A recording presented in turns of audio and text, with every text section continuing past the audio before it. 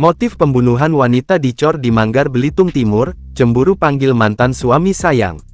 Nasib pilu dialami Lilis Sumarni, 46, perempuan yang ditemukan dalam kondisi dicor di salah satu rumah warga di Manggar, Kabupaten Belitung Timur pada Rabu, tanggal 13 November tahun 2024. Pelakunya diketahui bernama Nanang Suryadi, 48, yang ternyata merupakan pasangan kumpul kebo dari korban.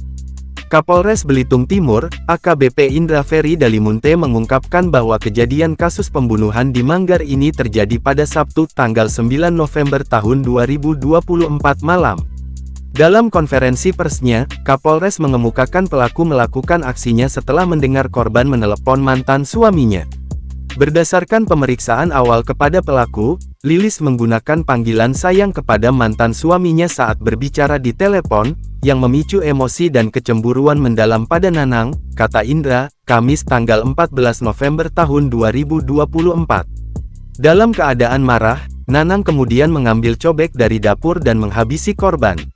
Dalam upaya untuk menutupi perbuatannya, Nanang mengubur jenazah Lilis di lantai rumahnya dan menutupnya dengan coran semen. AKBP Indra menegaskan bahwa pihak kepolisian akan menindak tegas kasus ini. Kami akan melakukan penyelidikan mendalam untuk mengungkap kronologi secara jelas, serta motif di balik pembunuhan ini, ujarnya.